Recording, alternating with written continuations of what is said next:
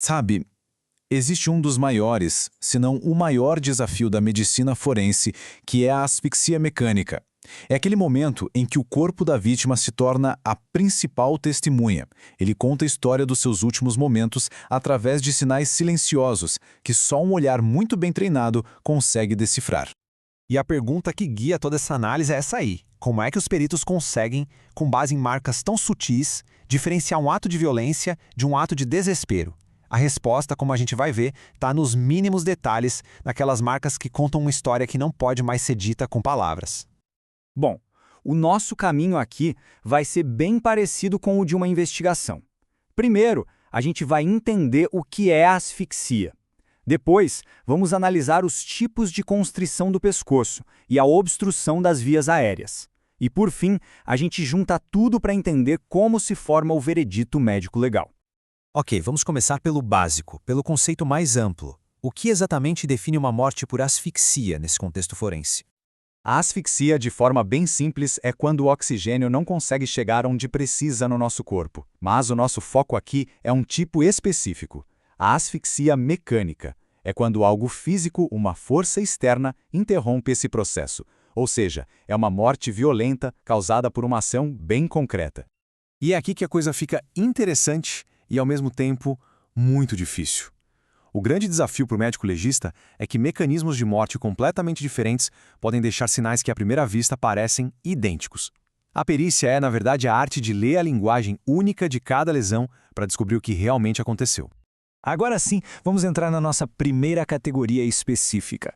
E aqui, a peça central da investigação, a grande pista, é o laço, o instrumento que foi usado para apertar o pescoço. Essa definição é fundamental. No estrangulamento existe uma força externa apertando o laço. Pode ser a força de um agressor, um mecanismo que gira e aperta, qualquer coisa, menos o próprio peso da vítima. Porque se for o peso do corpo, aí a gente já está falando de enforcamento, que é outra história.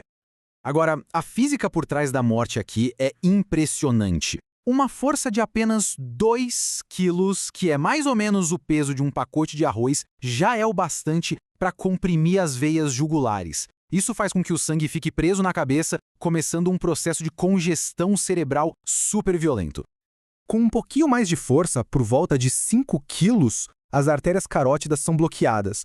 Isso simplesmente corta o fornecimento de oxigênio para o cérebro e a pessoa perde a consciência em questão de segundos. E para causar a morte por falta de ar mesmo, por asfixia pura, ou seja, colapsando totalmente a traqueia, aí a força necessária é bem maior, coisa de 25 quilos. Isso nos mostra que, na maioria das vezes, a morte no estrangulamento é um evento circulatório e não exatamente respiratório. Então, o que o perito vai procurar no corpo? O sulco, a marca do laço, que geralmente é horizontal e contínuo. O rosto fica muito inchado, arroxeado e aparecem os pontinhos de sangue, as petequias, no rosto e nos olhos. Cada um desses sinais conta um pedaço da história daquela constrição. Certo, mas qual a causa mais provável? Homicídio, suicídio ou acidente? Olha, no caso do estrangulamento, a chance de ser homicídio é esmagadora. Suicídio é raríssimo, porque a pessoa desmaiaria antes de conseguir aplicar força suficiente, a não ser que usasse um mecanismo bem complexo. E acidente? É quase uma curiosidade médica de tão raro. Agora vamos para uma forma de violência ainda mais direta, mais pessoal.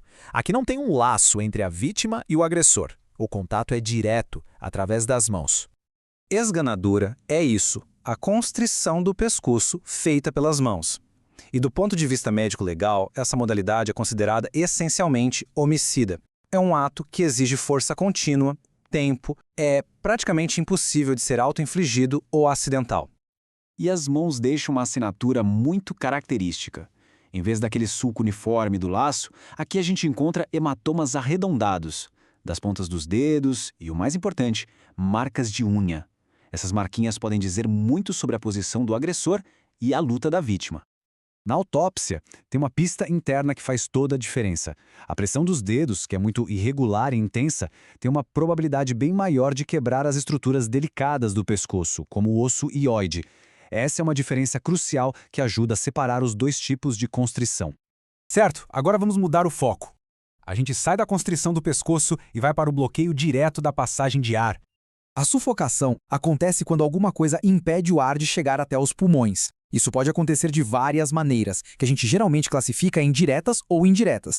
A sufocação direta pode ser causada por alguém tampando a boca e o nariz, por um objeto que fica preso na garganta, por soterramento, como em areia ou terra, ou por confinamento, quando a pessoa fica presa num lugar sem ar. Cada um desses tipos deixa um conjunto de pistas bem diferente para o investigador. E isso pode acontecer das formas mais bizarras que se possa imaginar. Esse é um caso real descrito pelo legista Esberto Ilói dos Santos, que ilustra perfeitamente uma obstrução acidental. Um pescador com um peixe vivo na boca, um lembrete de que a realidade às vezes é bem mais estranha que a ficção. A sufocação também pode ser indireta. Isso acontece quando o peito da vítima é comprimido com tanta força que os pulmões não conseguem expandir, como em desabamentos ou tumultos. Isso cria um sinal visualmente impressionante, a máscara equimótica, que é essa coloração roxa intensa no rosto e pescoço, resultado do sangue que não consegue voltar para o coração. Enfim, chegamos ao momento de juntar todas as peças do quebra-cabeça. É aqui que a análise comparativa de todos os achados permite ao perito chegar a uma conclusão final sobre a causa da morte. E essa tabela resume tudo de um jeito brilhante. Olha só, no enforcamento, a força é o peso do corpo, o sulco é oblíquo e interrompido no nó, e a causa mais comum é suicídio. Já no estrangulamento, a força é externa, o sulco é horizontal e contínuo, e a causa quase sempre é homicídio. São essas distinções que formam a base do veredito final. Ao ler esses sinais que a violência deixa para trás, a ciência forense consegue dar voz àqueles que não podem mais falar. A pergunta que fica no ar é: no silêncio da sala de autópsia, que outras histórias que estão ali só esperando para serem lidas, os corpos ainda têm para nos contar?